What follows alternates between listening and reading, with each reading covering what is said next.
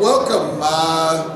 First we will do, I will talk for a while and then you will talk, and I'll try my best to answer your questions. So feel free, especially if you speak English, if you have a question as I'm talking, give me a few minutes to get started and then interrupt me with a question. And if you only speak Italian, find a friend quickly. And I stopped on my way here. It's a very famous American rock singer, Janis Joplin, who actually, my wife, when she was a teenager, this is how old Janis Joplin is, went to a bar in Philadelphia, and out on stage came this unknown folk singer, Janis Joplin, holding a bottle of Southern Comfort bourbon, and she sat the bourbon on a stool, and she started playing one great song after another, and when she ran out of bourbon, she ran out of songs. This, for better for you, is water. So we don't have the same problem that Janis Joplin might. I assume we have some slides coming because, of course, according to the International Union of Experts, the definition of an expert is a person from out of town with slides. So I certainly qualify as the guy from out of town, and hopefully I have the other half of my expert credential coming along soon. And I hope we have a clicker hiding someplace, which would make it much easier. But while we're waiting for the slides, we don't have them, I can do this in my sleep. Oh, okay. 2 minutes. My wife will assure you that I can give this presentation in my sleep, which I have done a few times, but I will promise to stay awake. What I want to try to do in the next 45 minutes or an hour is give you just a little bit of the history of customer development and lean startup, and then talk about some of the basic principles, the steps in the process. And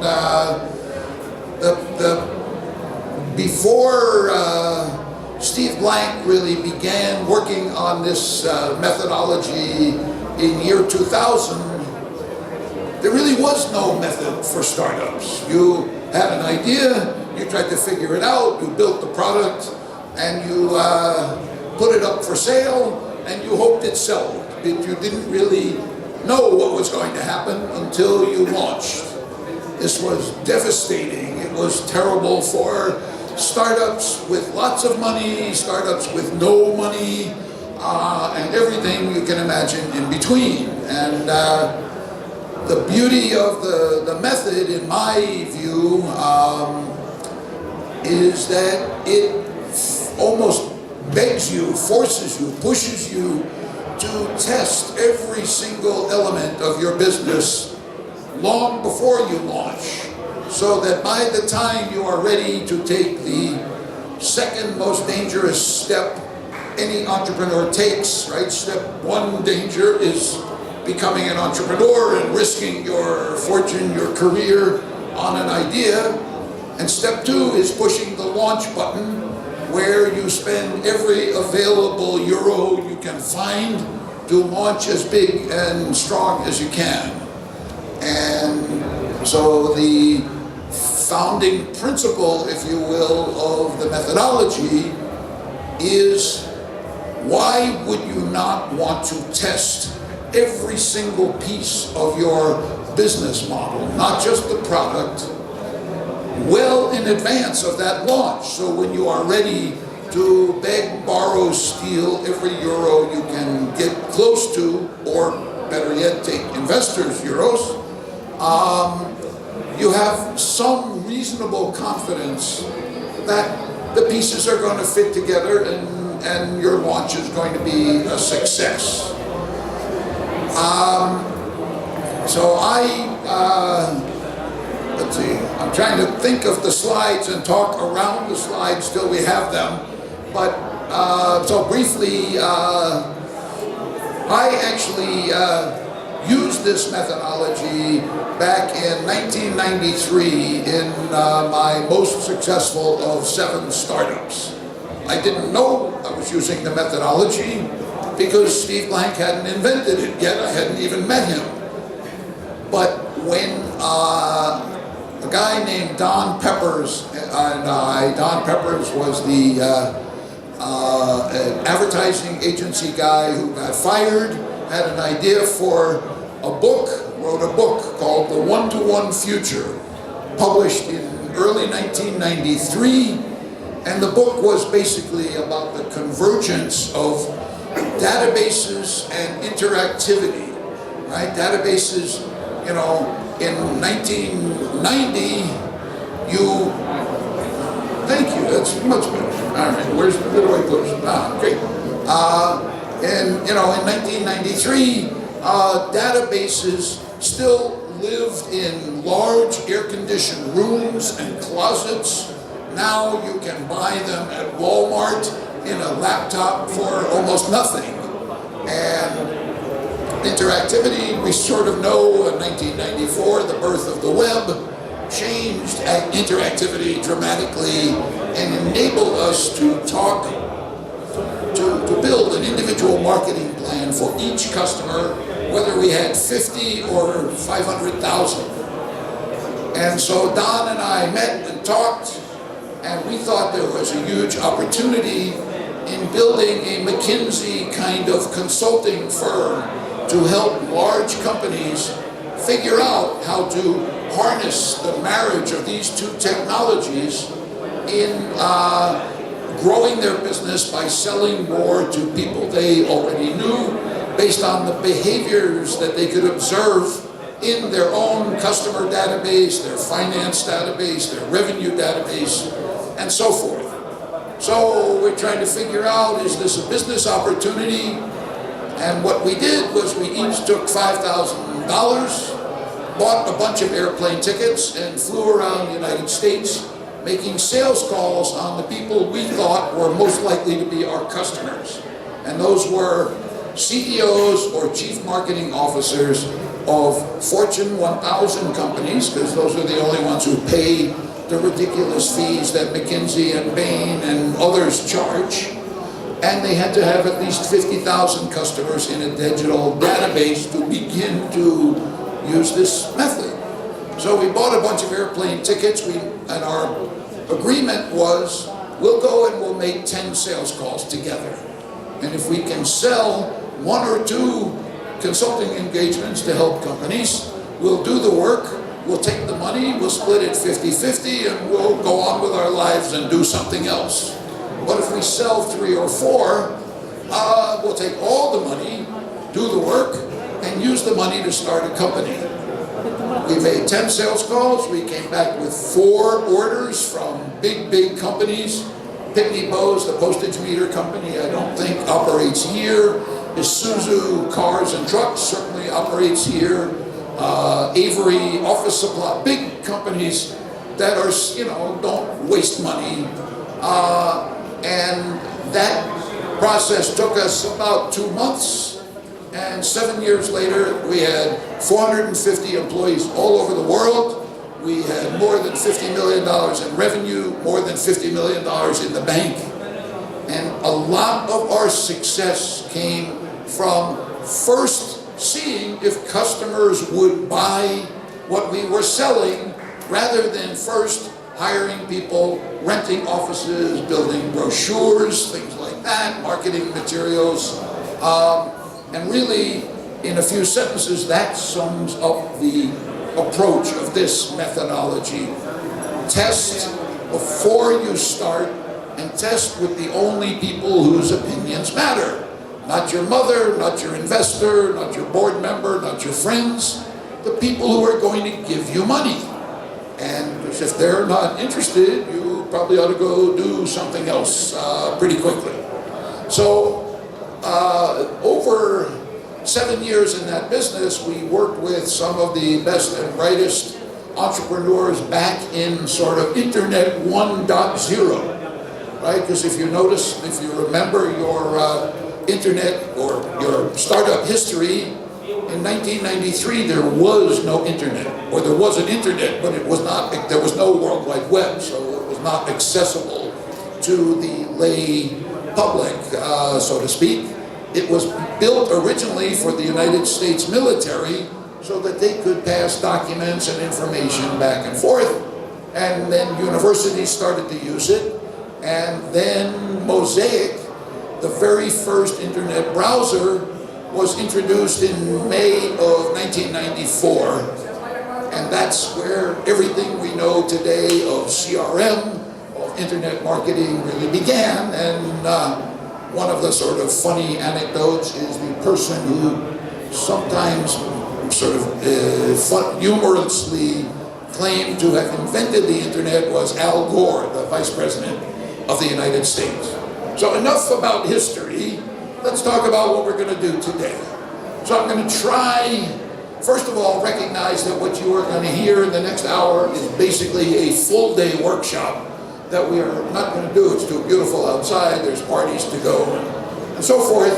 I want to try to give you the headlines. The other thing I want to tell you is I am standing here, I have nothing to sell you. Everything we do is open source. There's tons and tons of information available. There is a 9-part online course by Steve Blank. You'll see the URL for that later. It's absolutely free. There's not even any advertising on it.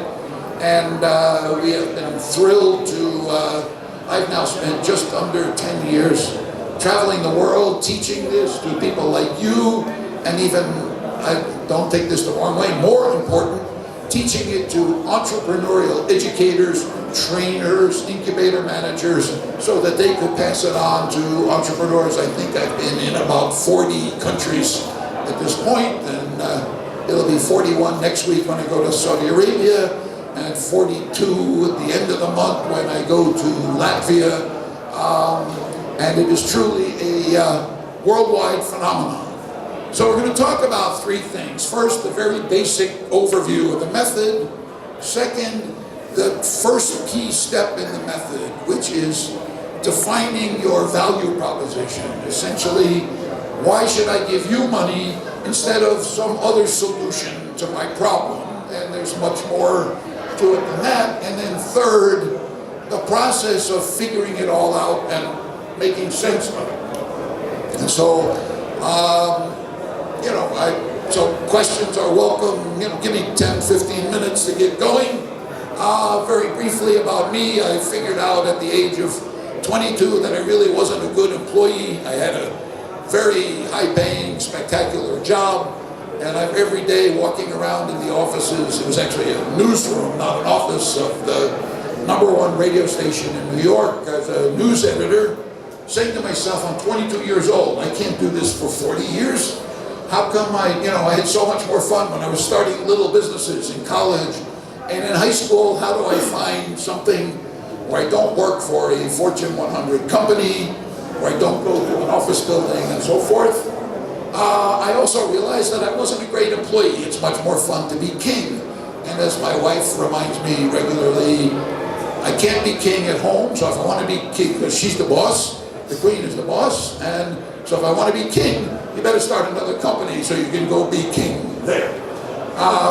Over almost 40 years, I did 7 startups, 2 very successful, the most successful, the last one I just talked about, the CRM company, 3 fleece vests, 3 total disasters, where at the end of the day, it was just a pile of crap, built, funded with my own money, because in 1972 there was no such thing as venture capital in the East Coast, and it was a tiny, tiny industry even in Silicon Valley.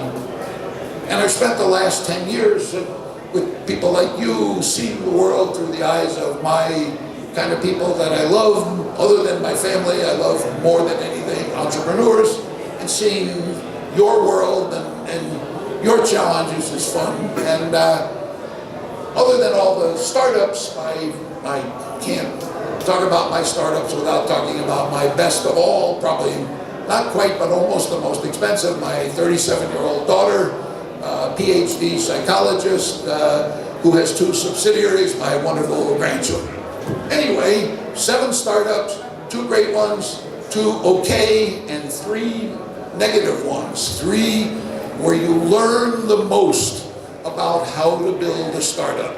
When you spend 6 months or a year of your life working around the clock, in my case, because I couldn't even think of raising money for the first one, and the first one sold very nicely. Always my own money, no investors. And after 6 months or a year, this is clearly not going to work. Take all the paper, all the money, all the sweat and blood, crumble it in a ball, put it in the toilet, pull the plunger. That's when you learn how to build a startup. What am I not going to do next time? So after 40 years, went on to spend about a decade as an angel investor, 27 investments, 7 IPOs. You learn nothing at an IPO other than how to make a bank deposit and count the money, which is a fun thing to learn, I assure you. And 6 more of what I call direct to the toilet investments. Spend 6 months, spend a year, your own money, it's going nowhere, put it in the toilet, and stop and think, what am I not going to do next time? What did I do wrong? And really, the reason that's so important is it's not my biography, that is the heart of this methodology. Fail as cheap as you can, as quick as you can, as fast as you can, finding all of the weaknesses in your idea, in your business model, and by testing them with customers. When you find a failure point, change what you're doing, go back, put in a new idea or project or value proposition or marketing campaign, get up, launch it, or not relaunch, but try that, test that, keep constantly testing and testing, basically from the day you start your business till the day you either close it or sell it for a whole pile of money. I don't think I need this slide in this group, as pretty much 100% entrepreneurs, right? And the thing we love to forget at conferences like this is that 95% of the startups we are going to launch are going to die. And they're going to die a painful, ugly death. And in that death pile are your tears and perspiration and blood and body parts. Why did they fail? Not because you're not smart, working hard, not necessarily even that it was a good idea, but they failed for this reason. And this was really Steve Blank's key observation when he developed the very beginnings of this method in year 2000. And we'll talk just briefly about Steve in a minute. But the reason is, no matter how good the product, a business without customers is not a business. And so in 1908, this group of men, and I say men for a reason, there's not a dark skin or a female in that room. This is the very first graduating class of Harvard Business School, the first MBA degree ever granted. Why? Because the deans and provosts at Harvard said, gee, there are more and more international companies, national companies, they need management people who understand all the aspects of management, finance, cost accounting, marketing, and on and on and on. So let's build a program called the Master of Business Administration, and these are the first graduates. And what did they learn? Among all those skills, they were taught that, well, a startup is just like a big company, except it's smaller. This is a horrible, horrible, dumb idea, right? Think about how totally different a big company is, right? It has customers, it has history, it has margin experience, marketing experience, it knows who its competitors are, which customers they lost last year, which customers are on the fence this year, and they can plan and plan and have a really solid, detailed business plan. And if you are a senior manager in that company, if you execute the plan, you get promoted in a bigger office and a window and a car. And if you don't execute the plan, they execute you, and you dress up your resume and you go on to the next, right? But startups don't have any of that. No history, no product, no customers, no competitors. They have an idea and a team, sometimes a very small team. And so the way you measure the performance of an established company is totally different. You know, the sales manager has a target based on last year's results. If she makes it, she gets a bonus and promoted. If she doesn't make it, she gets kicked aside. The operating costs can be forecast and predicted based on last year. Well, electricity will go up 8%. The cost of healthcare will go up 4%. We know and can predict what our P&L can look like. And so a startup, having none of that, has to figure all of it out. And so a startup really begins not with a plan, but with a bunch of guesses, right? And what they taught at Harvard, and sadly still teach too much at Harvard Business School, is that you start the business with a business plan and a financial, model, right? So what is a business plan? It's 50 pages, usually 45, somewhere in there. It's beautifully formatted, lots of graphs and charts, lots of predictions, and at the back, 5 spreadsheets, almost every business plan. 1, 2, 3, 4, 5. And column 13, bottom row of almost every one of them has 2 numbers, $100 million and $20 million. That's gross revenue year 5 and profit year 5. How could all these thousands of business plans all over the world come to those same 2 numbers? We think Microsoft has an Easter egg in Excel that lets you run any set of numbers out 60 months, and at end of year 5, those 2 numbers magically appear. Why 120? Simple. That's what a typical Series A venture capital investor needs to see in order to consider the investment. Okay? Now, the problem is when you show that business plan to an investor, whether it's an angel or a Series A investor, everything falls apart, usually at the 2nd or 3rd board meeting.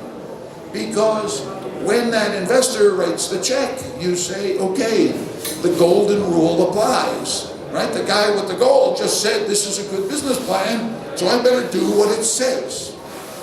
And usually, first month is okay, first board meeting, everybody's getting to know one another, and I have seen this movie more times than I really want to remember. In fact, I've been on both ends of the movie, sort of the receiver and the sender of this message. So what happened, right? Well, the problem was the business plan was basically a work of fiction. We think the customer's going to do this. We are sure they're going to buy 3 as Christmas presents for their friends and 2 in March to take on vacation. And we think that we're going to make them for 8 euros each and sell them for 30 euros. And we think that big chain stores are going to buy them, right? All fiction. You made it all up to get the gold. I'm not accusing anybody, it's just human nature. If they're telling you this is how to get an investor interested, this is what you produce, right down to the $100 million and $20 million on spreadsheet 5. And so actually, Steve Blank and I are on a crusade around the world to move the classes on business plan writing out of the business school and into the English language or Italian language arts classes in the fiction department. Because 90%, not dishonestly, But because entrepreneurs have to be optimistic, 90% of what's in that business plan is pure fiction. The two things that are usually somewhat factual are usually about half of the bios of the entrepreneurs. Are facts, and the other are sort of romanticized, a little elaborated. You think of our president. Our president hasn't made a truthful statement, I think, since long before Election Day. And there are more than a few entrepreneurs that are not as horrible or dishonest as he might be, but have the same positive spin, positive attitude about everything, because that's how you get people excited about your idea. So what we now know is that business plans don't help. And nobody said it better than the American boxer Mike Tyson. Plans are really great till you get punched in the face, okay? And most startups get punched in the face the day they launch, or the next day, or the next week, or whatever. Because the customer pushing her shopping cart down the aisle in the supermarket didn't know she was supposed to buy 3 of your product every week. Buy extras for, for parties and holidays and whatever. And so startups tend to go from failure to failure. These are not total failures, bankruptcy, shut it down. These are finding weak links in the chain, in this gigantic algorithm that makes up a startup, right? Customers, market share, customer acquisition cost, product manufacturing cost, cost of staff, sales incentives, 100 pieces of the algorithm that together, knit together to build a successful startup. And what this method is all about is testing separately each of those elements, starting about 2 days after you start your business and ending about 2 days after you sell it or close it. Because startup optimization is an endless process, and the startups that fail the fastest declare victory the easiest. People who have big celebrations because they raised money ought to limit those celebrations to one drunken evening, because all that really is the opportunity to kill yourself trying to make that business plan or business model work. And the real celebration comes far, far later in the process. And the key to that sort of process is forcing small, recoverable failures, discovery of challenges, of things that don't work, of ways to do almost everything better, from manufacturing to marketing to hiring and so forth. And the startups that win the battle learn from those failures, pivot, as we say, from them to try the next marketing campaign, product name, feature set, functionality, whatever. And that really is the beginning of the heart of this customer discovery, customer development method. So I assume most of you have heard of Steve Blank. How many of you have read Eric Ries's wonderful book, LeanStartup? Oh, terrific, okay. And how many of you have spent at least a little time wrestling with Startupper? Oh, how neat. Oh, great, thank you. I remember being here, I think 5, maybe 6 years ago now, launching it, teaching at some university classes and things like that. And I don't know if you know Francesco Montagani, the investor and advisor. I spent time with him. He made me the most magnificent Italian dinner from scratch in a beautiful restaurant that was one of his startups, with him cooking and me pouring the wine. It was a wonderful welcome to Startup Italy. And to me, if you have not, I'm not here to sell books. I'm here to talk to you. But I would say even more important than reading our book is reading The Lean Startup by Eric Ries, which gives you the why this method is so important and so helpful. And then, if you're going to actually diligently use the methodology, then our book can be helpful to you as well. So in 10 years, right, this has truly become a global phenomenon. And the way we look at that is we know, for example, that at least 450 universities around the world are using the book in the various languages to teach it in their programs and in their incubators. We know that there have been 500,000 copies of the book purchased in 23 languages. If you are fluent in Mongolian, that's the latest edition. If you're I'm still waiting for somebody to raise their hand, because I want to give you an autographed copy of the book in Mongolian with my compliments. But more important, thousands of incubators, accelerators, and many thousands of startups have used it a little more, or ideally a great deal. And one way to think about, this is a painful methodology that demands a lot of work, a lot of one step forward, half a step backward, half a step to the left, one step forward, half a step backward. It's test and iterate. And most of the time, you are happy when you find these small failures because they saved you money, they saved you time, and so you can't do it in a hurry. I was once in a series of startup presentations where a young man stood up and talked about, well, we've done this, and we've done this, and we've done this, but we haven't found product market fit yet. That's sort of an early piece of nirvana we'll talk about. We haven't found it. Now, let me tell you about my marketing campaign. Excuse me, if you don't have product market fit, how do you know what your selling message is or who you're selling to? Well, we didn't have time to figure that out, so we kept going because the incubator is going to end in 6 weeks.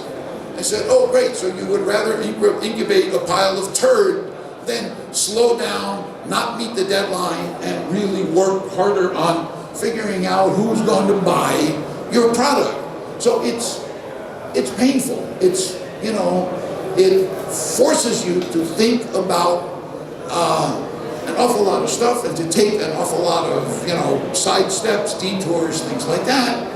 And basically, the way to think about it is the more ambitious your startup is, the more you need to dedicate energy and time to applying some of the steps in the methodology. And there we go. So, and I'm going to sort of skip this. We all know what a startup is.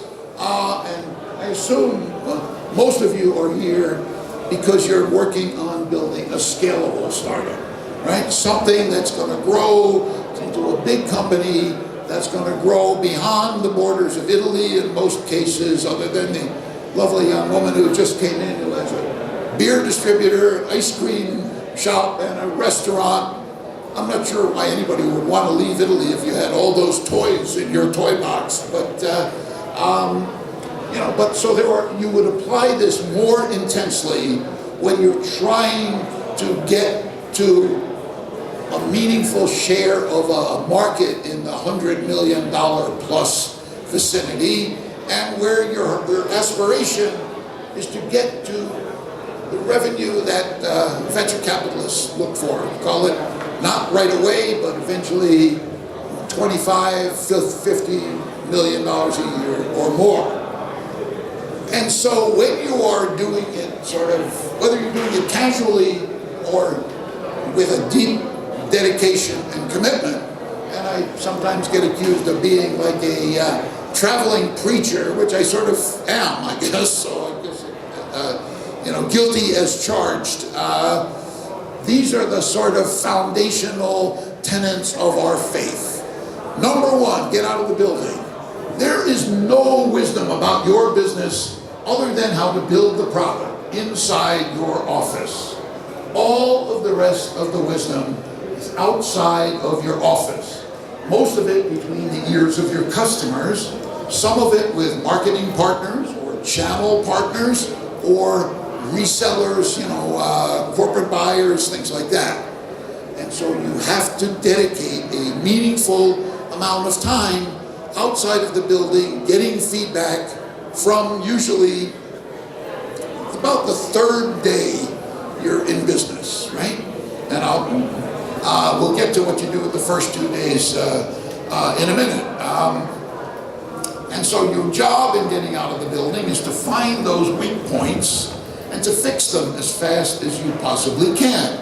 Unplug this non-working circuit, plug in a different circuit, turn on the power again, and see if the engine runs better or the software runs better, or more important, do the customers like it more? And all of a sudden say, gee, when you give me 14 options on the top level menu, I'm totally confused. Can you give me 3 options to start with and show me the other 14 a little bit later, right? How long would it take a good engineer to do that? A day, 2, 3, to create a subdomain, sub-level menu on a piece of software?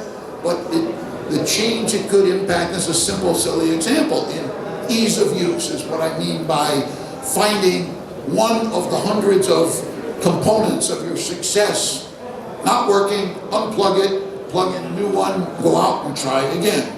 And it's really, you need a religious conviction about this, and we'll talk about it more in a little bit. Next, the only valid judgment of those failures or improvements is your customer's judgment.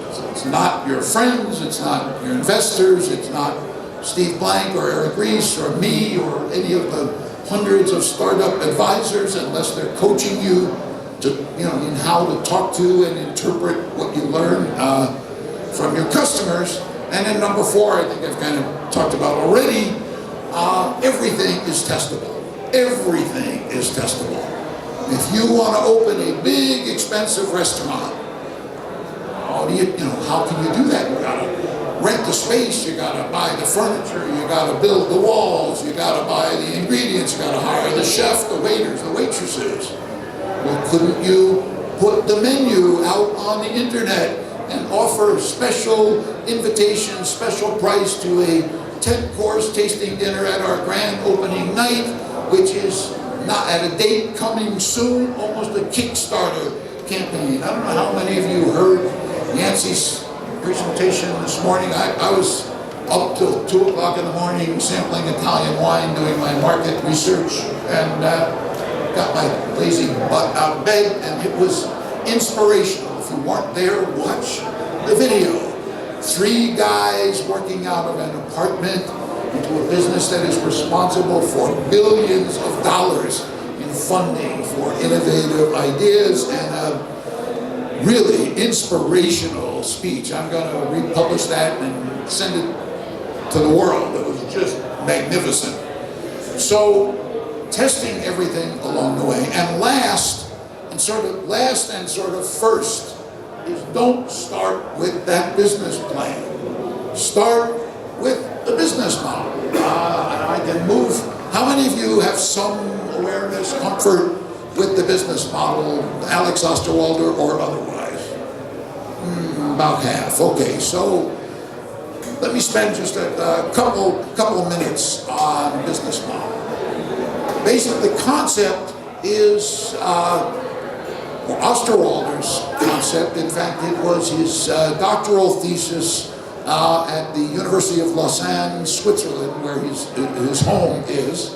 And the concept was that you can describe all of the elements of any business on one sheet of normal-sized paper. And that piece of paper looks like this. And when Steve and I were about 3-4 months into writing the book, that's 3-4 months into 2 years of slave labor,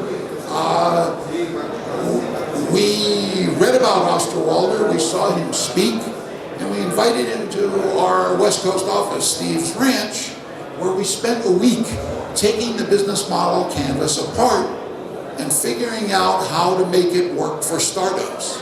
Because he really designed it for large enterprises to help you think about all of the things that go into making a business successful.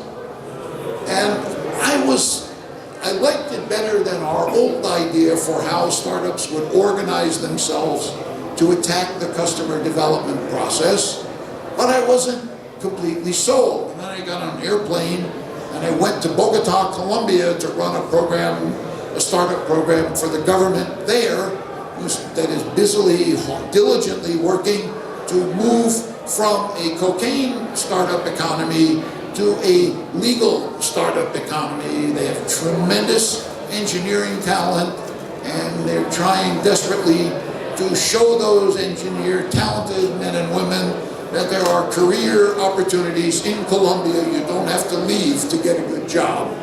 And so in a 10-week incubator, I didn't spend 10 weeks there, I might never have come back.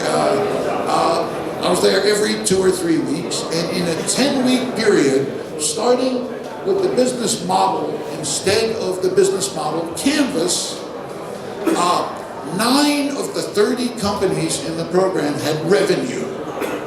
A software company had a $50,000 purchase order. Colombia is near the equator. Whether you are a top executive or a secretary or a housewife, your nail polish is going to come off in about a week if you live near the equator. So this was a service that brought the manicures to your home or office. In testing, we found that the home was not workable, and we created what we came to call vertical marketing. Try to get 20 appointments in an office building. We were tripling the income of these low-income manicurists, turned it into a huge, successful business, testing our way. But the key thing is, in 10 weeks, 309 customer transactions, 200 more reservations or subscriptions, right? They didn't spend a lot of time thinking about what they were going to do. They read the Nike ad and decided to just do it, right? 9 out of 30 with revenue.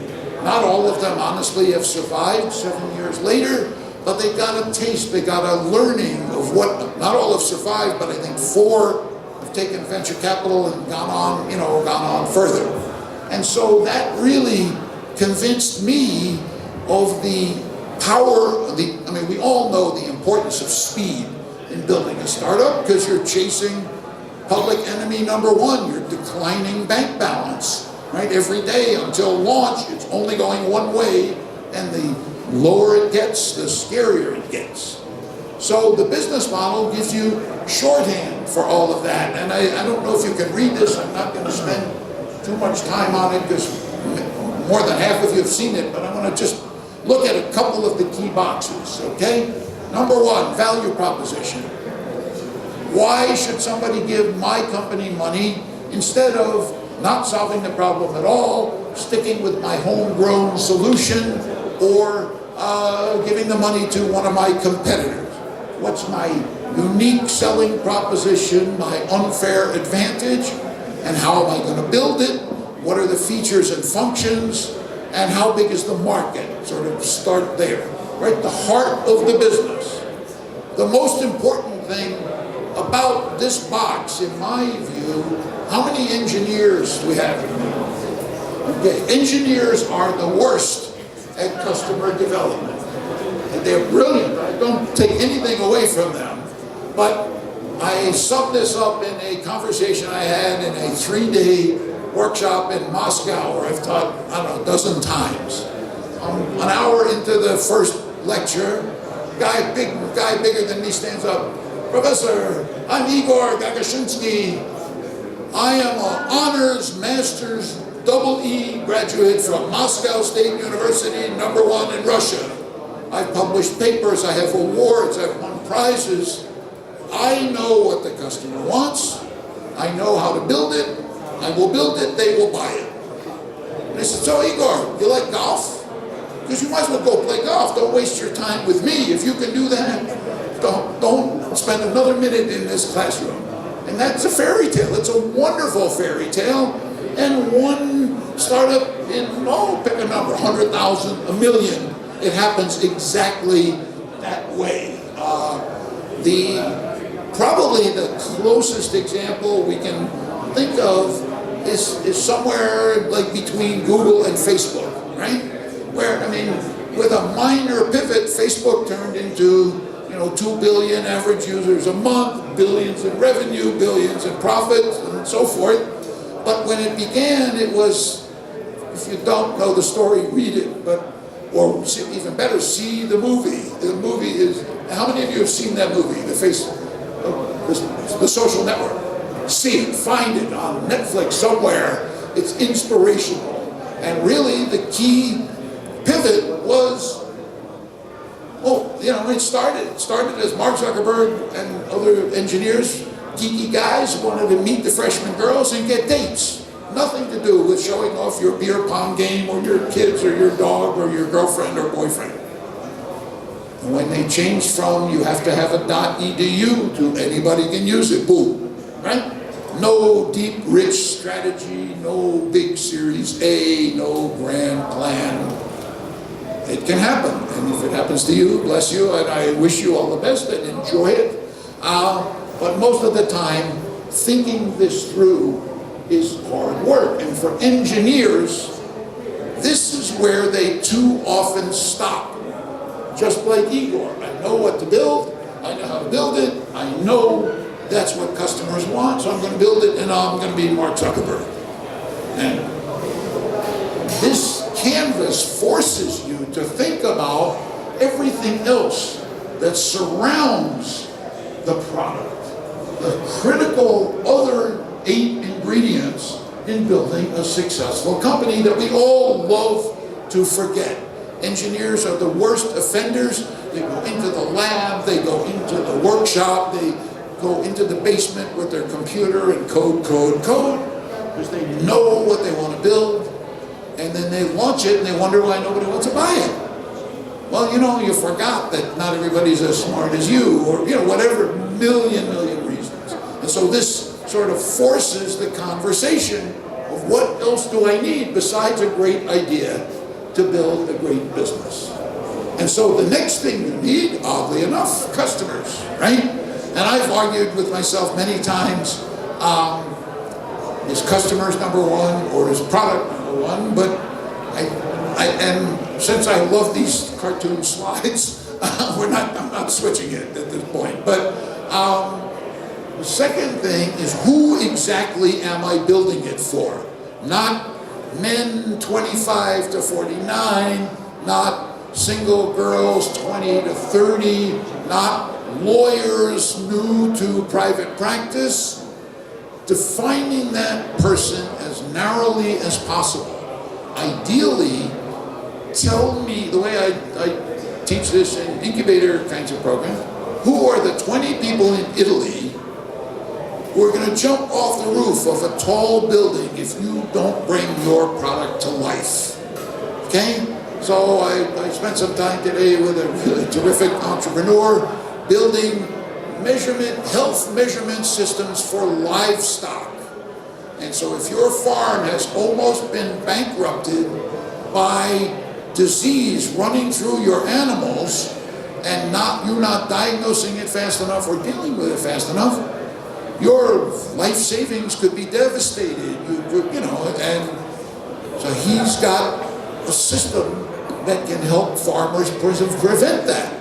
So who are his 20? His 20 are larger livestock raisers, whether it's chickens or pigs or goats or cows, in areas that are known to be disease prone or whatever. You could almost make a list of the 20 names of the Italian, ranchers, farmers who, are really desperate for his system.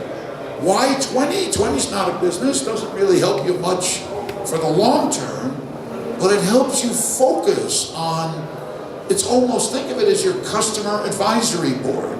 Because if you can't get your product right for those 20 who most desperately need your solution, how are you going to get 200, 2,000, 20,000 customers?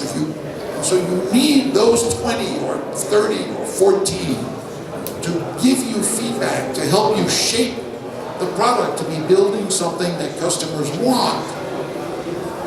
And use them as your sounding board, as your feedback team, whatever. And if you build something that makes them happy, they become your marketing department, your case studies, your viral marketers, your success stories on your website, your reference, customers, things like that.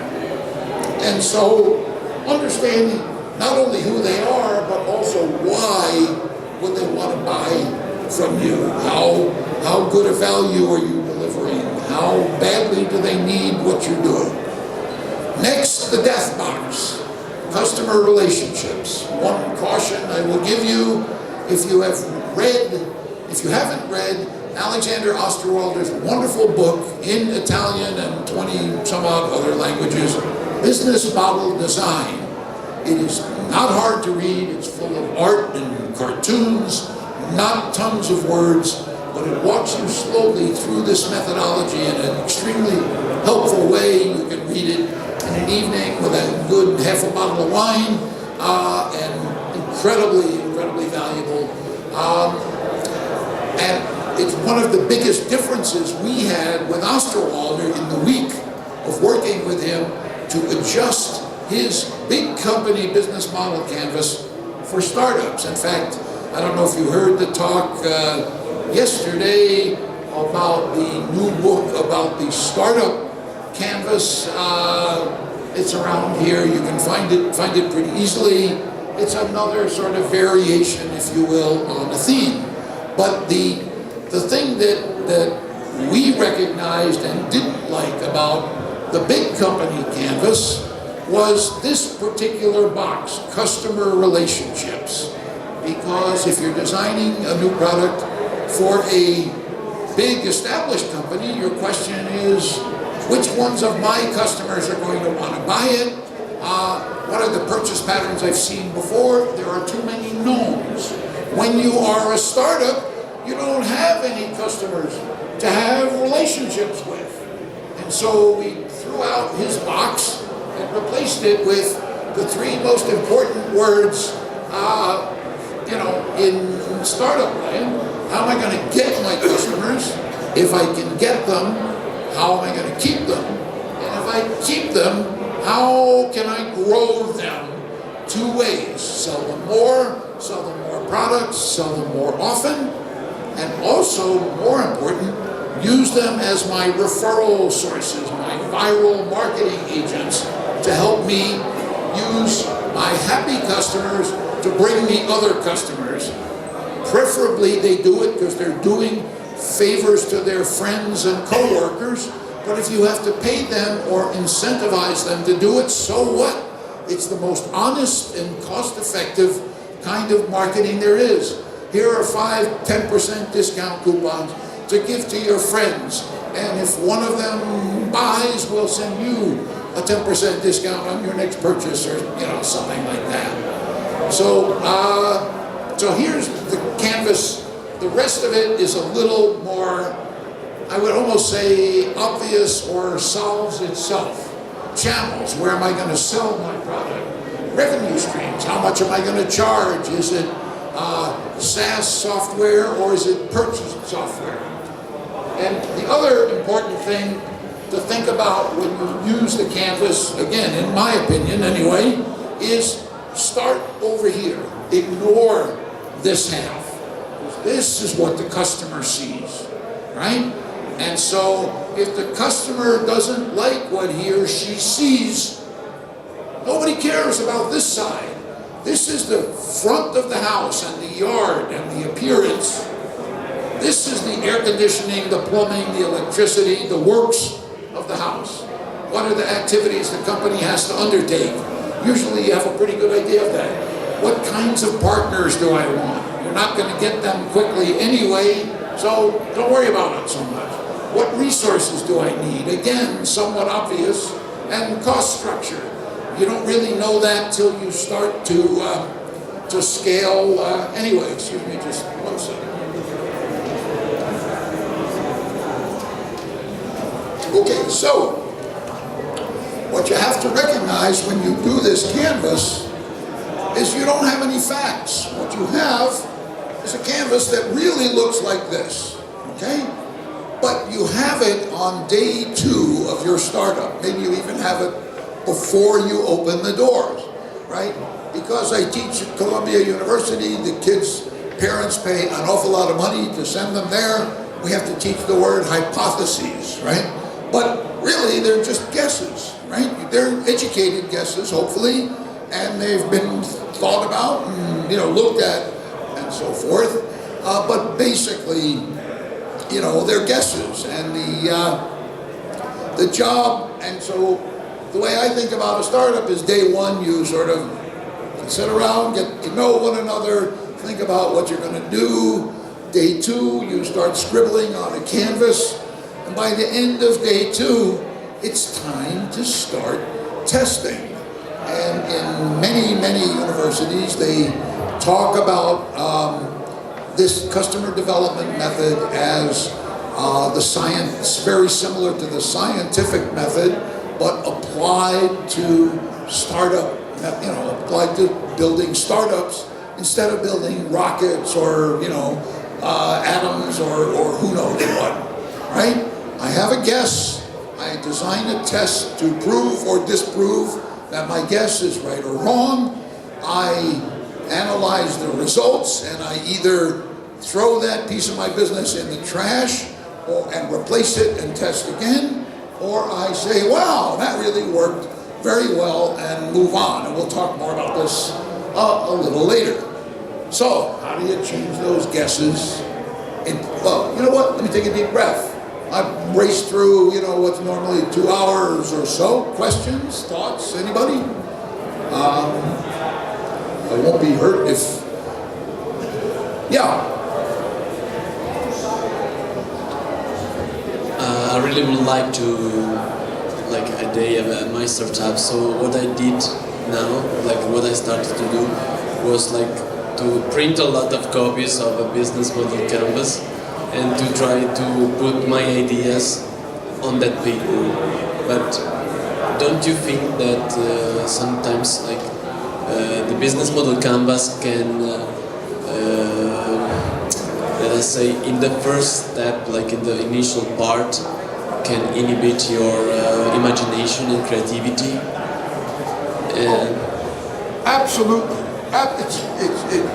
It's a great question, and it's a very accurate, insightful question.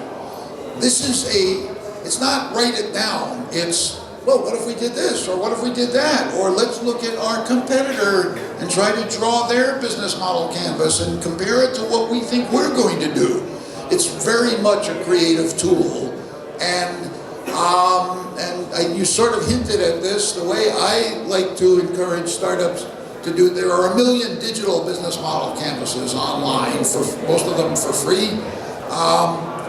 Print 100 copies of it, take pencils, or use a whiteboard so that there's no punishment for erasing something.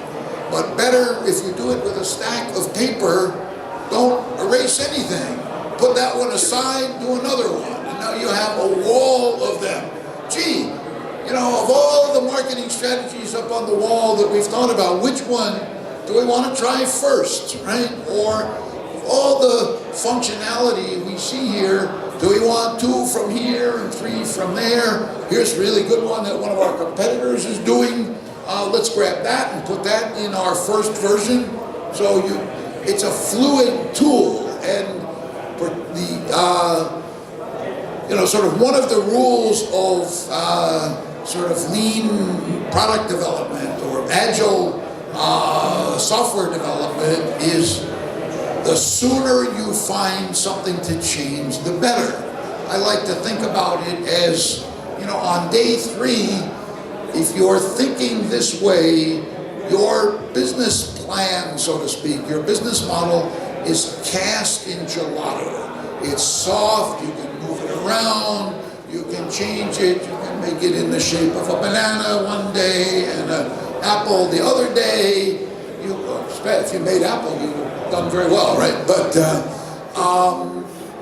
and because the startup founder who is foolish is the one who falls in love hard with their first idea. It's like falling in love with the first guy or girl you ever kissed. 1 in 1,000 times it works wonderfully, most of the time not so wonderfully. And so as you're moving through this process, you know, the first week or two you can change almost anything without any penalty. About the first month, the gelato is getting a little harder. You probably don't want to eat it anymore at this point. But things are, you know, you've now written 200,000 lines of code. Do you really want to throw them all out and start again? No, maybe we'll throw away 10,000. And so the sooner you can find these, particularly the big weaknesses, and make a dramatic change, the less painful it can be. Other questions? Which is one of the most successful story that you can tell us about value proposition from Colombia? I can't hear you. What did you say? I'm sorry. One of the most successful story from Colombia about value proposition and customer discovery. If you can tell us. The most successful customer discovery.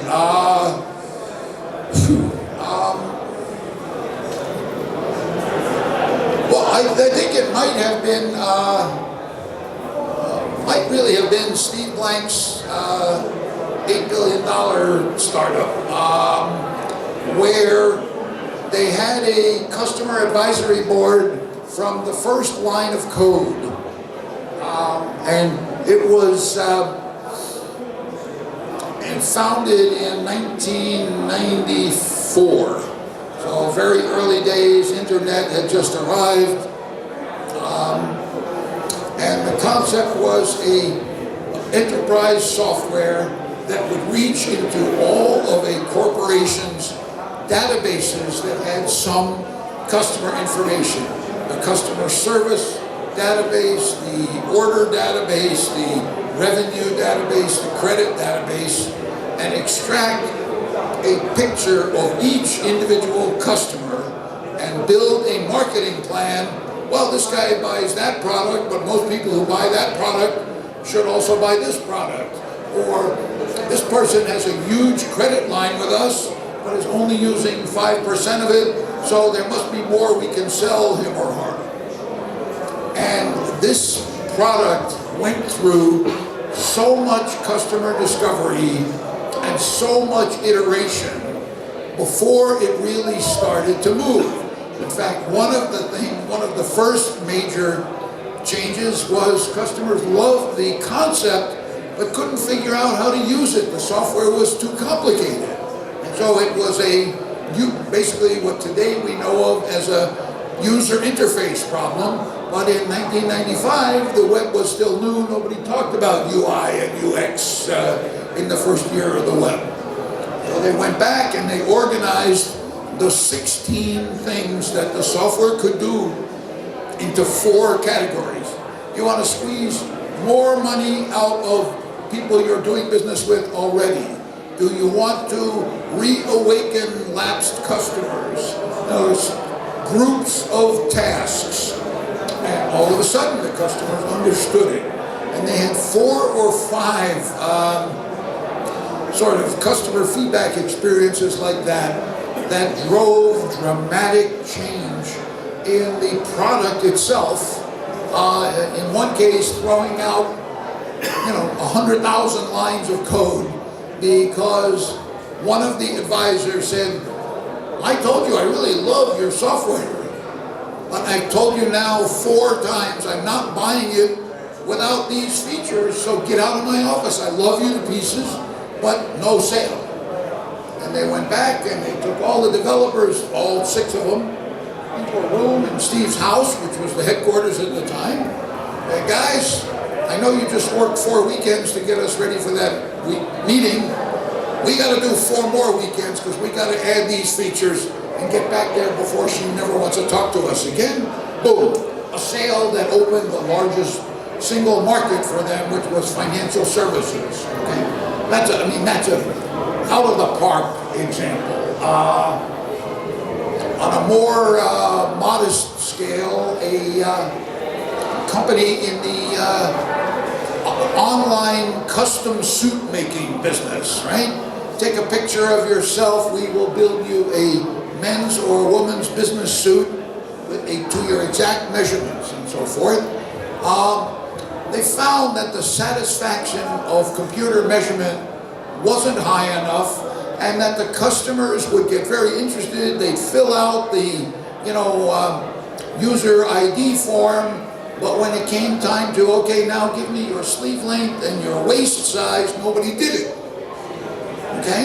So really great. I got all these really interested, serious customers filling out the forms and no orders. Really deadly problem. Company is called Knot Standard, K-N-O-T Standard, one word, right? Like the knot on a necktie. So they hired a couple of, basically, to be honest, since the business was 90% men's suits, they hired a couple of pretty young women, said, if you'd like one of our tailors to come and measure you in your office, click here.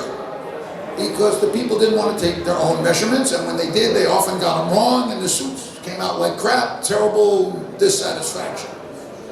All of a sudden, the business started to explode. It went from, $1 million the first year to more than 25 last year, and in every major city, they don't have storefronts, they have small offices with a team of 4 or 5. The basic job is to have a human, so they learn to use the website not as the complete business, which most people would, this is a web business, what do I need people for?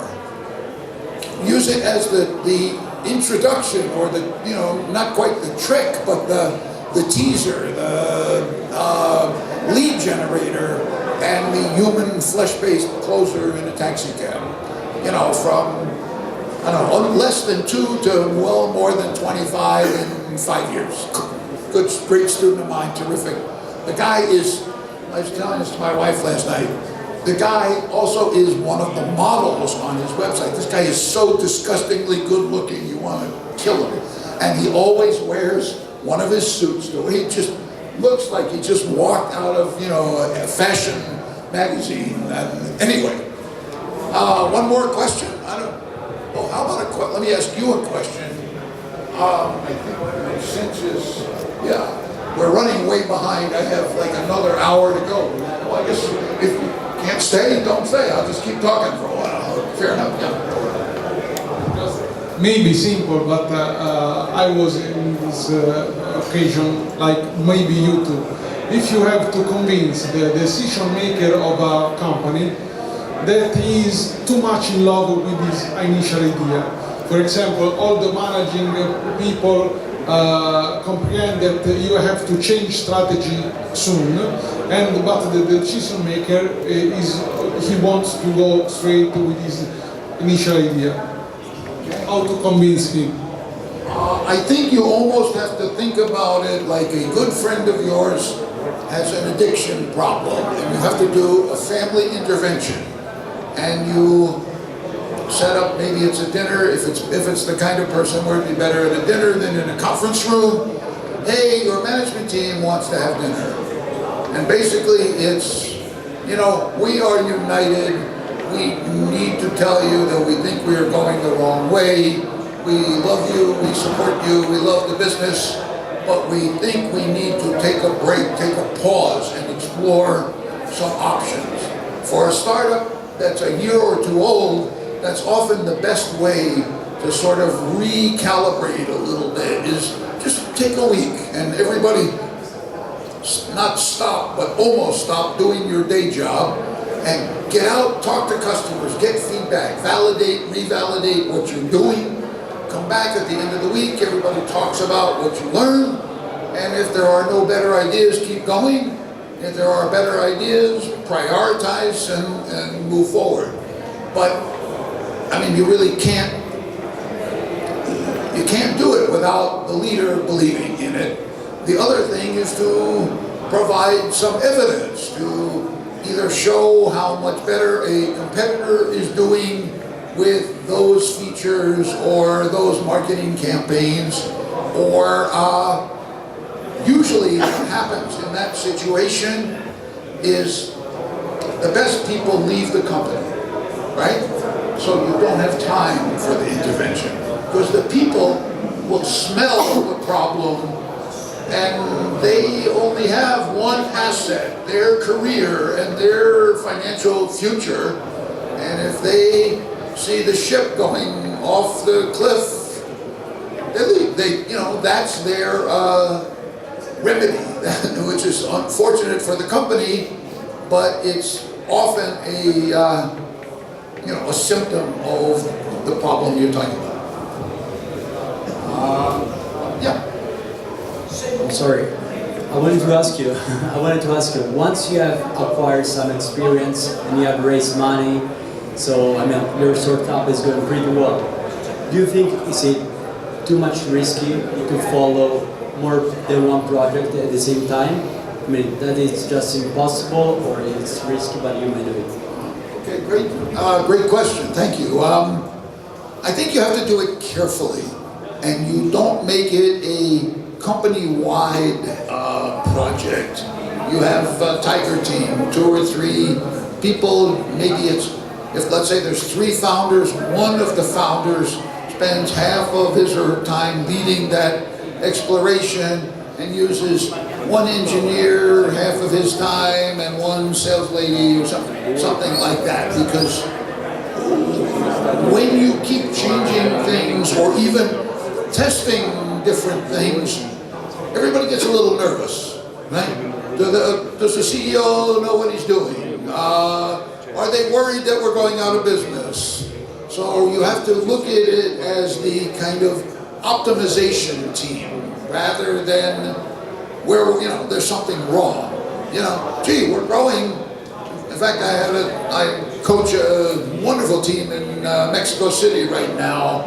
If you want to sell e-commerce in Mexico City, there's almost no way to do it other than through these guys who are a central distribution point to the 20 major e-commerce players in Mexico, starting with Amazon and Mercado Libre, and Alibaba from China is in Mexico.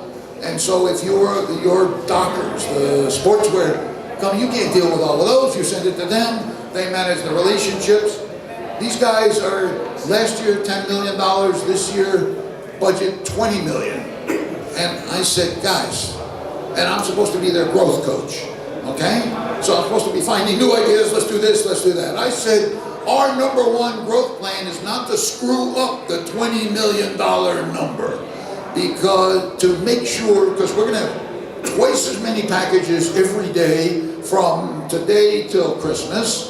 We're going to have twice as many calls to customer service, twice as many opportunities to screw up across every piece of our business. So let's go back piece by piece through the business and make sure everything is working perfectly. And on December 26th, we'll have a list of new ideas we want to test, okay? Because if, you start to tell the managers, experiment with this, experiment with that. Well, what do you want me to do, boss? I got 5,500 customer complaints this week and 12 people. You want me to do new stuff? You're great, And so you have to be careful, but you have to promise yourself that you're never going to stop looking to make it better. Because it's like a shark, when it stops eating, it dies, right? Or stops swimming, I think, it dies. And you have to keep turning over rocks, looking for opportunities. Your competitors are changing, your marketplace is changing, your customer preferences are changing. So it's, we joke about, in the book, when does customer discovery end? Either when you sell the company for a lot of money or close the door and sell the furniture for a little money. That's almost the truth, right? You look at Google, right? One of the most wealthiest, most successful companies on the planet. They're trying new stuff every single day, not just new, Google in space. They're tweaking the algorithm that made them infinitely wealthy. They still tweak it every week, So, but they do it gently and subtly, and it's probably a building full of people, not a team. And that's all they work on. They don't take, okay, don't look at the 4 billion searches a day. and, you know, take a day off from that and crazy. So it's a balance kind of thing. So let me sneak into the next sort of, so now you have your canvas. How do you figure out if it's right or not? And that's really the customer discovery process. And in Steve's first book, which he published in year 2000, which was called The 4 Steps to the Epiphany, there were 4 steps in the customer development process. And basically up to, you know, the step 4 is now go conquer the rest of the world, okay? And what we found was 2 things.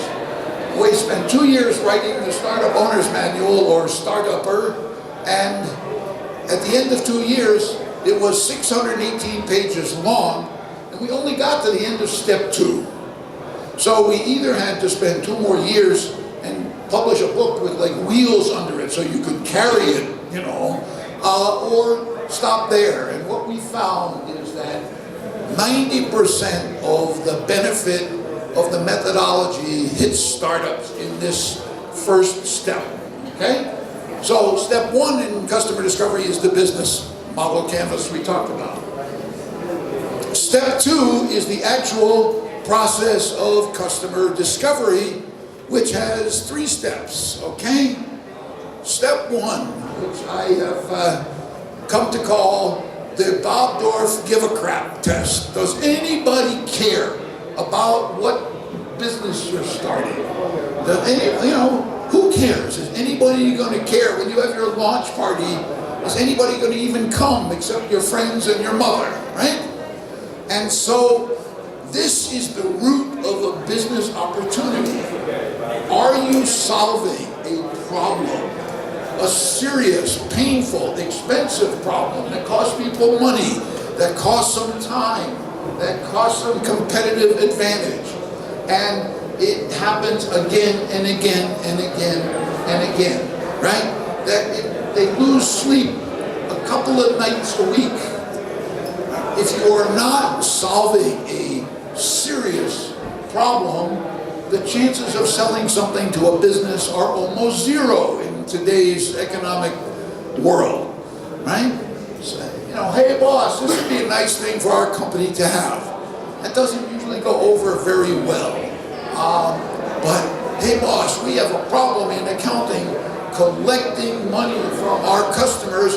We need to speed it up because our cash flow is terrible. These guys, smart young guys, came in with a software that can help us do that, and they've proven it, blah, blah, blah. Okay, how much? Gee, sounds like a fair price, let's try it, right? Okay, so step 1, the first time you go out of the building, you don't talk to customers at all about your company or your product. You talk only about the problem, okay? Have you ever had this problem? How did you solve it in the past? What solutions have you looked at, and why did you or did you not buy them? If you did buy them, how well did they work for you? Is the problem really gone, or is it still there? Or do you have friends who have the same problem? In other words, is there a market opportunity?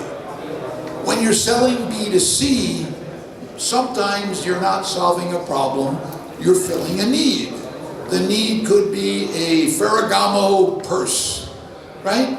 It's not exactly a need, but if I'm a certain kind of lady, I need to have the most expensive purse of all of my girlfriends. If I'm a guy, I need to give my lady a really expensive Ferragamo purse, partly for what she might do or say to me, but also for what my guy friends might say. Wow, my buddy Bob, he's really doing well. He bought his wife, who doesn't like this fancy stuff anyway, a Ferragamo purse, right? So it's a need sort of based, which is where many, many consumer products, you know, but again, the same principle applies. Is it serious? Is it frequent? Is it not necessarily painful or expensive, but is it recurring more than anything? When you discover that you're there, and usually you have to go out and do this kind of customer discovery a couple of times to get it right, to make sure you're getting clear signals. When you find that you really are solving, wow, a lot of people have this pain or problem or need, you're probably not the first one to discover it. So now you've got to go on a search for who else is trying to solve this problem. What are they selling? What are they saying? How well are they doing? What are their product features and functions? And how am I going to be different from them, right? And the worst thing you can be different from them in is I'm going to do it, but I'm going to do it cheaper, right? Cheaper is the most undefended or indefensible, I think is probably the word, value proposition, because competitors 6 or 14 can lower their price tonight online and you're no longer the cheaper. Now what's special? Better. What does better mean, right? Crest toothpaste launched on, 4 out of 10 or 9 out of 10 dentists recommend Crest. Dentists say Crest is better. Became the #1 toothpaste brand in the United States and probably here for, I don't know, plus or minus 75 years, right? Not the best toothpaste. Dentists say it's the best toothpaste. That's, in other words, somebody defines best. So looking at it in depth at the landscape, and again, the more serious you are about your startup, the deeper you look, understanding where you fit sort of in the world of solving that particular problem is step 2. And so you start by looking where your customers are going to look. Google, right? But don't stop there. Go to stores. Go to Amazon.com. Use lots of different search strings in your online searches. Go to trade shows. Right? It's a great place. In fact, talking to this ag tech entrepreneur this morning, I said one of the first things you should do is you should go visit a website called Future Agro Challenge and see how many other startups in a global ag tech startup competition are using IoT to measure performance and optimize profitability on farms. I would guess, I've coached and mentored in that program for, 4 years now. I would bet he'll find 100, not exactly competitors, but close enough where he needs to know who they are and what they do and how he differs from them. 100, right? And that's in a pretty specific niche business. And so the lazier you are at this, or the less time you spend on it, the more risk you're assuming. Because now maybe you're a month in business when you get to this point. So you're starting to be committed. You're at the point where you want to really be sure you're right, okay? Because you're starting to build, you're starting to spend money, you're probably talking to investors if you haven't already. So putting on your customer's shoes and trying to find your product, even though it doesn't exist yet, the way your customer tries to find it is step 2. Step 3, once you now know where you fit in the, call it competitive universe, and actually, interesting point, the worst place to be is usually to be the only one in the category. When TiVo came out, right? I'm sure you have TiVo here, right? When TiVo, the time shifting, basically next generation VCR, when they came out, they spent millions of dollars creating separate shelves in chain stores away from the VCRs. Remember VCRs, those things that you used to feed your dinosaur when they broke down, to say to consumers, we are not a VCR, we are totally different, blah, blah, blah, that's why we're over here and not over there in Best Buy or whatever your electronics chain store is. So when you're alone, you have to create the market. You have to explain to the world Why an electric car? Not anymore, but the first electric cars, long before Elon Musk, you know, what are the benefits of an electric car? Why it instead of a hybrid? Why it instead of a V8 with, you know, dual barrel carburetors? And so that's very expensive. Usually it's only done by big companies with tons of money for advertising to build a new category and then say, hi, we are the first in this category, come buy us, right?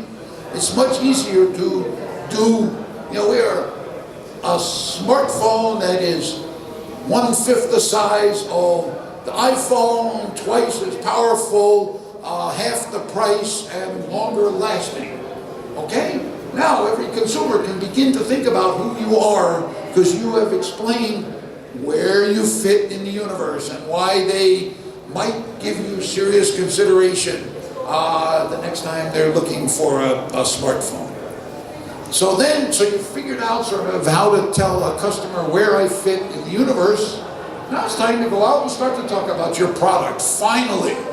And this is one of the things that most entrepreneurs don't really have the patience to wait and do some of this homework before they start talking about the product. Because everybody wants positive reinforcement, and you really want people to say, wow, new microphone, what a great product, when can I buy it? When can I buy it is not the same question as can I buy it? Here's my credit card. Very, very huge gap between those two. But you want to start to talk about, you know, is this of interest to you? Does it solve the problem you told me you had? Does it seem like, you know, a good idea? And so, at this point, and I'm not sure, is there somebody else, am I stealing somebody else's time? What is next on the 2 o'clock? What, I didn't know that. 2 o'clock? Okay, 2 o'clock finito. So, what time is it? All right, so I'm going to shut up. Questions? We got 15 minutes. Basically, the next step is you are building as quickly as you can, as rough and dirty as you can, MVP, minimum viable product. What is the simplest, dirtiest, junkiest way, instead of saying, hey, how do you like my idea? Here's a PowerPoint. Let me tell you all about it. Here, touch this, right? What do you think, right? Think of it if you are building a website. Don't build any code, don't code the pages. Build the top, say, 2 levels of pages, right? The landing page and the next level menu screens. And build them in PowerPoint or some other, you know, Corel Draw or whatever suits you, and make them look real with tabs and buttons and stuff, but nothing works. Now, turn that into a PDF. Load the PDF into a medium or large iPad. Here, what do you think of this website? Right? You look at it, you try to, gee, oh man, this guy's pushing the buy button already. I must be doing something good. Hey Bob, the buy button, yeah I know, I just want to get your idea. I'm glad to see you pushed it. Throw on the iPad, say as little as you can. Where do they spend time? When do they look at us? Bob, what the hell is this? I don't understand.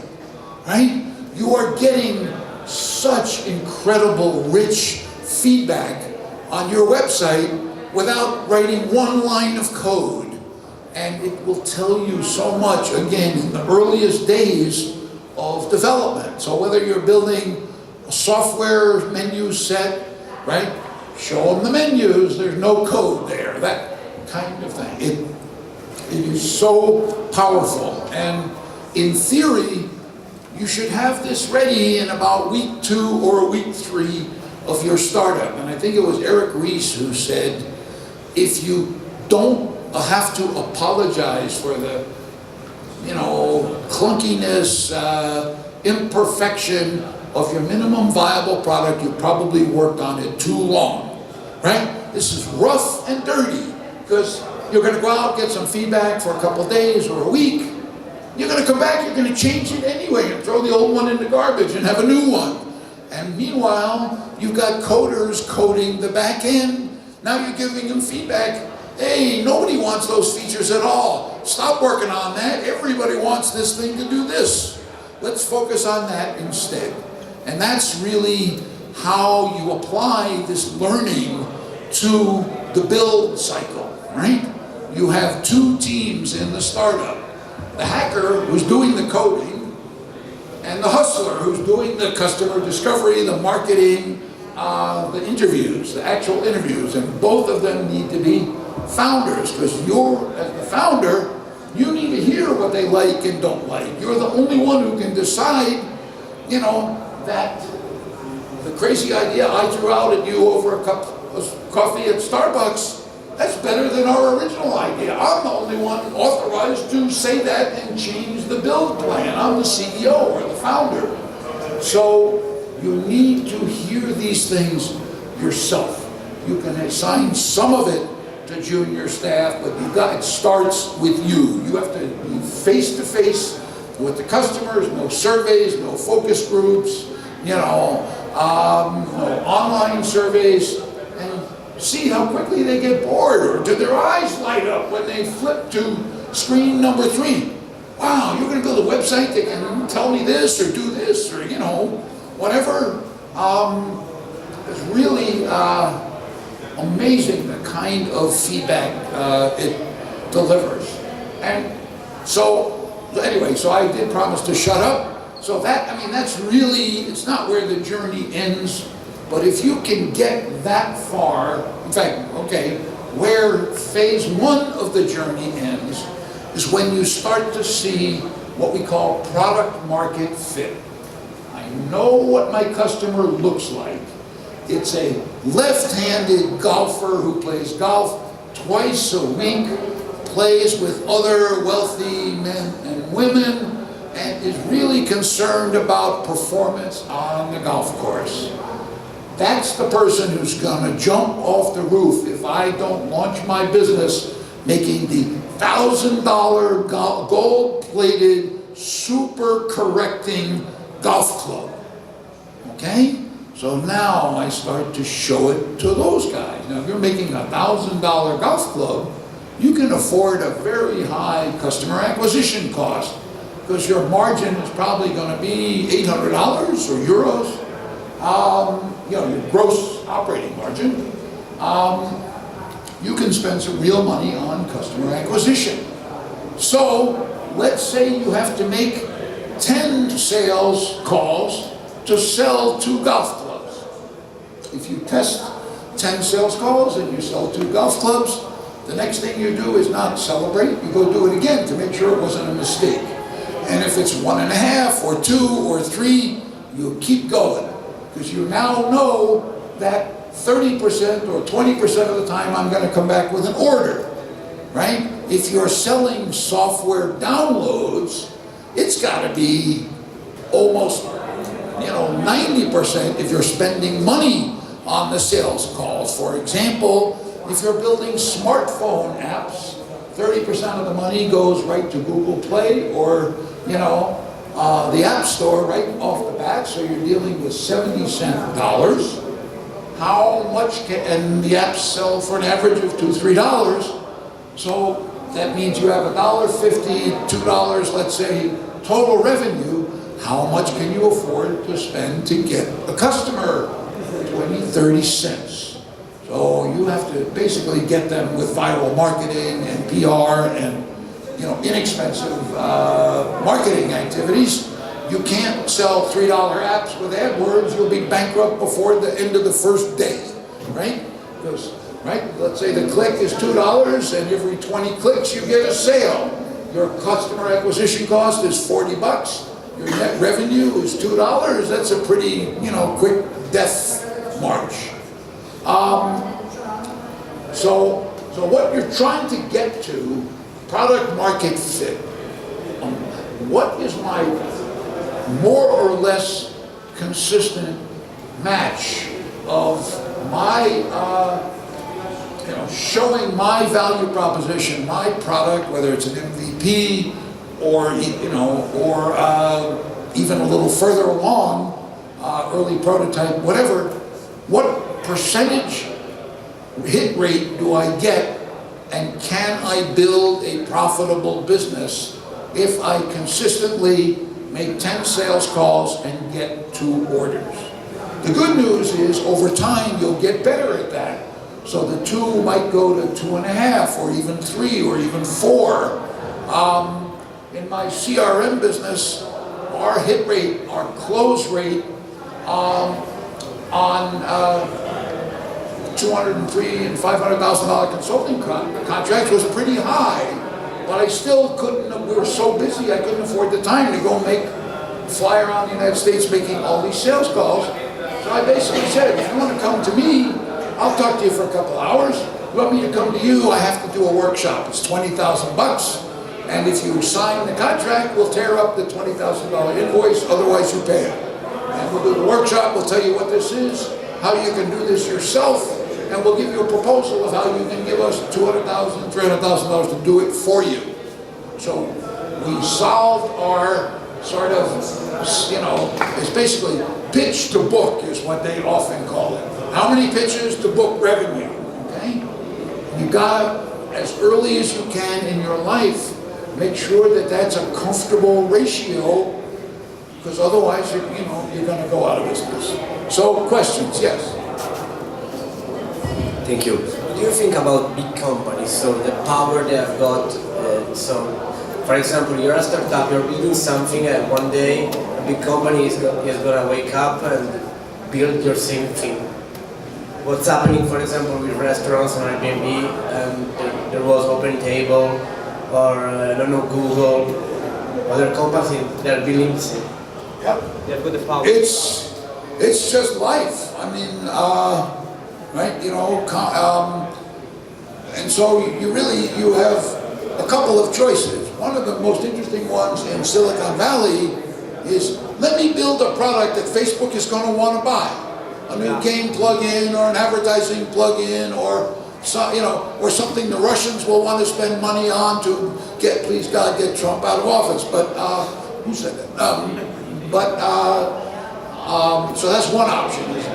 Build your company with an eye on who are the 2 or 3 people I want to get to buy it, and you may shape your value proposition toward them, so to speak. Okay? Growing in a niche and then make an exit. Sometimes a niche, in that strategy, a niche can be very, very helpful as long as it's a big enough niche, right? Facebook, I think, did 90 acquisitions last year. I think Google did 60 or 70. That's a lot of happy founders who still have exciting careers ahead of them, working in some of the world's great companies. So that's one strategy. Build it to sell it to them. The second one is to run like hell and, establish your brand and become one of them. That's obviously more challenging and usually requires more venture capital, and so forth. And the third is accept that this is the risk of entrepreneurship. And, some days you eat the bear, and some days the bear eats you. It's really sort of, So, who else? Thank you. My question is somehow related to the previous one. What do you think about the patents in a small business like startups? Okay. I have a very, very firm opinion on patents, having seen a struggling startup spend $150,000 on a patent while the rest of the business was going right down the toilet bowl. My attitude is that patents are really not quite worthless, but almost in the early stages of a startup, unless it's a truly breakthrough, disruptive invention, like a medical device or a biotech product or a pharmaceutical or some brilliant algorithm that is unlike anything that's out there. Because patents take a lot of time and a lot of money, and so you start writing checks to lawyers, and 18 months later, you have a document. What does that document get you? It gets you the privilege of suing somebody who comes after you, comes after your product, right? Suing that person costs you a lot of money you probably don't have because you're a startup. And if you're giving it to the lawyers, it diverts it from the building of your business. And can take years to have a resolution, and the resolution is not certain no matter how angry you are. So my strong personal feeling and 4 of the scars on my back are named after win in the marketplace and worry about the patents at the Series A or the Series B when there's more money there and there's more of an asset to protect. And in the meantime, run like hell and win in the marketplace. Who else? A couple more. You have any questions? My wife, Fran, gotta be one of the all-time great founder wives. We're married 40 years this January, and about 30 years ago, I had a deal blow up, and in a day lost $1 million of our cash when we didn't have all that many of them. Fran's a writer, novelist. She had an office in a little building outside our house, about 25 yards from the house. It took me a week to get up the courage to walk those 25 yards to tell her. And so I'm having I really have to talk to you, blah, blah, blah, blah, blah, blah, blah, blah, blah. What is it? I got work to do. Well, we lost $1 million last week. What? Oh, you know that deal, it went shit, and the company's going out of business, and it's all our money. Not all of our money, but we lost $1 million of our money. Forget the other investor. She said, oh, well, that's too bad. That's okay, you'll figure it out. It's the most magnificent answer really, if you're not married, find a spouse like that if you're going to go into this crazy, up and down, roller coaster, magnificent, joyful world. Were you going to say something? Another crazy, right? Oh, I don't know if I got one of my favorite thoughts about entrepreneurs. I used it a couple of hours ago. Some great person, not named Bob, once said, true entrepreneurs every day get up in the morning and walk a very fine line between madness and genius. I've spent most of my almost 50 years on the madness side of the wall, and so is. No, I never get worried because the fact that comes to your mind, the madness, makes me think about it. But somebody probably saw me before with the startups. But years ago, I asked Bob during a meeting in Milan, Bob, would you invest in an Italian startup? And he was like, no way. So today, after a few years, I'm going to ask him, Bob, under which circumstances would you invest in an Italian startup? Good question. Well, to be honest, I wouldn't invest in American startups today. I am an old guy. I love what I do, teaching, lecturing, coaching.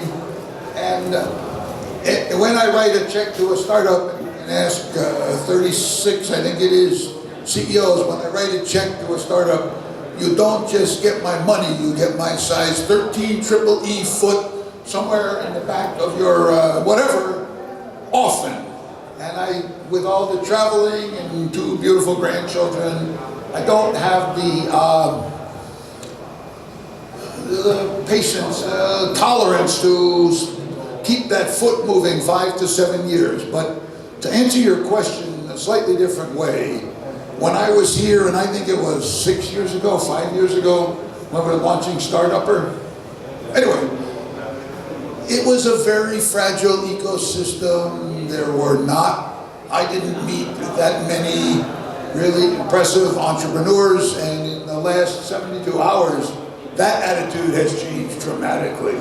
So, for example, in a couple of cases here, I agreed to do something I try to be very careful about doing, maybe introduce a few startups to a few Italian startups to a few American friends, because I have seen dramatic quality improvement in not only the application of more innovative technology, but in more thoughts about some of those other boxes of the business model canvas. What's my customer acquisition strategy?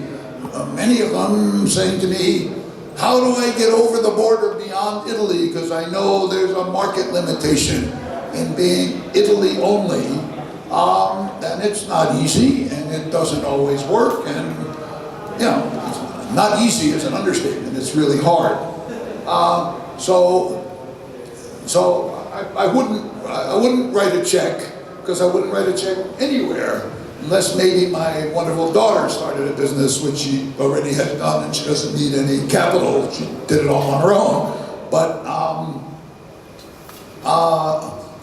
I've really been very excited and impressed with quite a number of the conversations I've had with some of you and your colleagues, and I think it says a lot of good things about not only this conference, but about the growth and traction of the Italian ecosystem. Okay? So the answer is we have to get your daughter to open a startup in Italy. She will eventually invest in the Italian startup. Thanks, Bob. Great. Okay. What, we got time for one or two more, and then I think we gotta let the next person in, right? No, it's just, we got the union.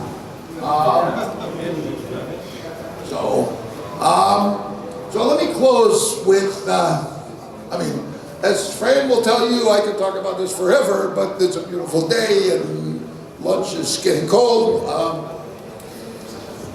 Story from about, I think, sums up part of the way you need to think about this. It's not all about technology solving problems. It's about you solving problems, conquering challenges, and innovating not just in the product, but in the go-to-market strategy, in the customer satisfaction strategy, in the features and functions and so forth.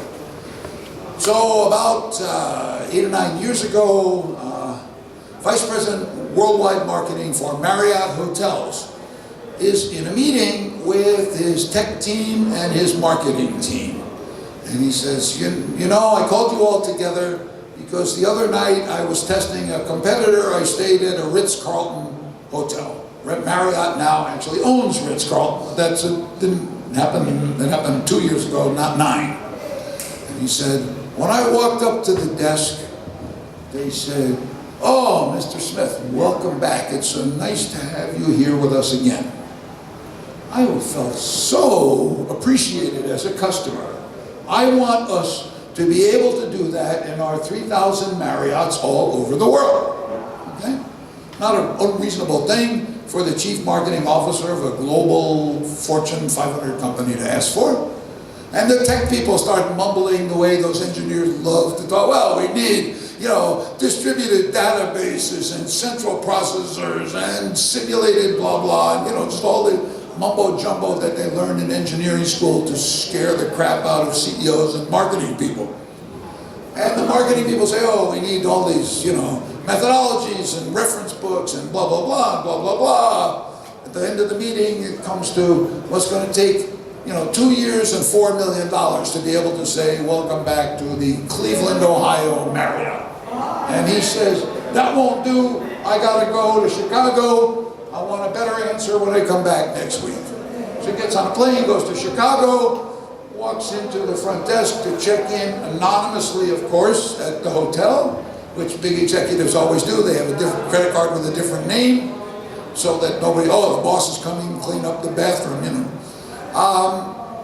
He checks in at the front desk as an anonymous customer. Oh, Mr. Smith, welcome back to the Chicago Marriott. It's so nice to have you here with us again. He says, wait, you can't know that I have stayed here before. I guarantee you, you don't know that. Where's the manager? Get him out here. The manager figures he's about to go work at, you know, Motel 6 or sweeping the floors in the Marriott. The front desk, guy is scared to death. They take the guy aside and they kind of hands him his Marriott Executive Vice President Worldwide Marketing business card. They are shaking. How can you, it's $4 million, 2 years. I just talked to Joe Smith, the CEO of IT and the blah, blah. You can't possibly know. I said, sir, please, let me explain. When you got out of the taxi, the bellman took your bags. And we are pretty sure he said to you, welcome to the Marriott. Have you stayed with us before? And you probably said yes. So when he walked to put your bags in line to check in, put the bags down, and he went like this. And so the clerk behind the counter knew to say, welcome back, so nice to have you here with us again. No $4 million, no 2 years of code writing, no bullshit, no nothing. Major improvement, or not major, interesting, challenging improvement in customer relationships, no cost, ingenuity, problem solving, and that's what makes people like you great entrepreneurs. So thank you very much. It's been a pleasure.